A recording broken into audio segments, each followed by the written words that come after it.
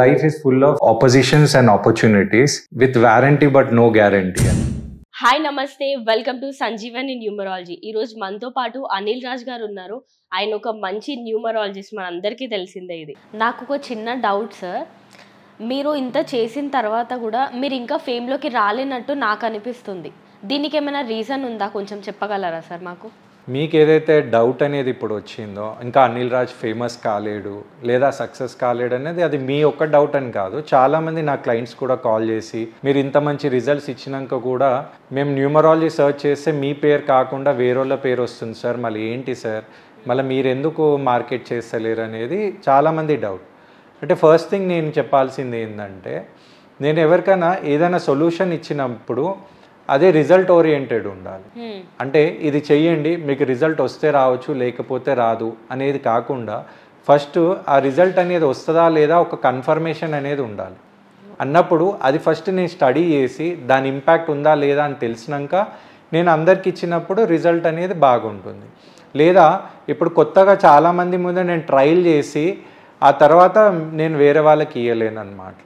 అంటే ఇక్కడ ఏంటంటే ఫేమస్ కావడం కంటే మనం ఫస్ట్ ముఖ్యంగా కావాల్సింది ఏంటంటే సక్సెస్. ఇంకోటి, నేను ఇప్పటివరకు నేను మార్కెటింగ్ అనేది నాకు చేయలేదు. ఎందుకంటే నా మెయిన్ మోటో ఏంటి అంటే, న్యూమరాలజీ ఒక్కటే వల్ల మన లైఫ్లో చేంజ్ అవుతుందని కాదు. న్యూమరాలజీకి ఇంకా ఎన్నో యాడ్ ఆన్స్ ఉన్నాయి, అది కూడా మనం అందరికీ ఇవ్వాలి. ఏదైనా ఎవరికైనా ఇన్కంప్లీట్ అనేది ఇవ్వద్దు. అంటే ఆల్ డైమెన్షన్స్ నుంచి రిజల్ట్ ఇచ్చేలాగా ఉండాలి. అంటే బేసికల్లీ నేను ఏది చెప్పినా కూడా ఒక మంచి స్టోరీ లాగా చెప్పడం జరుగుతుంది.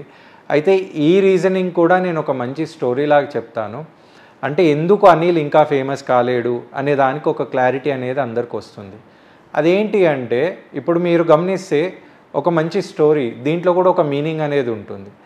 అది ఏంటంటే, ఇప్పుడు ఒక రెండు బెస్ట్ ఫ్రెండ్స్ ఉంటాయి.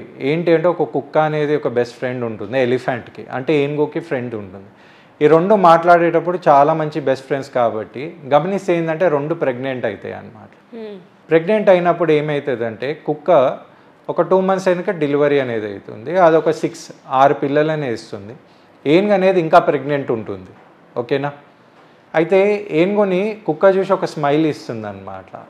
తర్వాత కొన్ని రోజులు అయినాక మళ్ళీ కుక్క ప్రెగ్నెంట్ అవుతుంది. మళ్ళీ ఈ ప్రాసెస్ అనేది జరిగి డెలివరీ అయినాక మళ్ళీ ఒక 6 పిల్లలు అనేది ఇస్తుంది. అప్పుడు కూడా ఏనుగు సైలెంట్గా ఉంటుంది, కుక్క స్మైల్ ఇస్తుంది.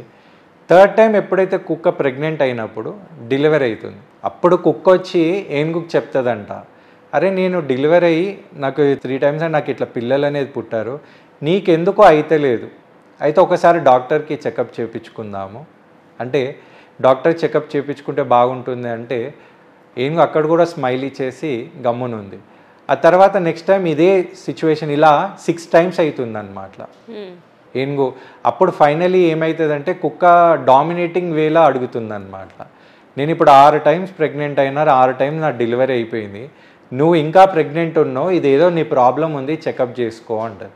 అప్పుడు ఏనుగు స్మైల్ చేసి ఒక మాట అంటుంది అన్నమాట, ఏంటంటే నువ్వు ఇప్పుడు 6 times డెలివరీ అయింది కదా, ఎంతమంది పిల్లల్ని కన్నావు అంటుంది.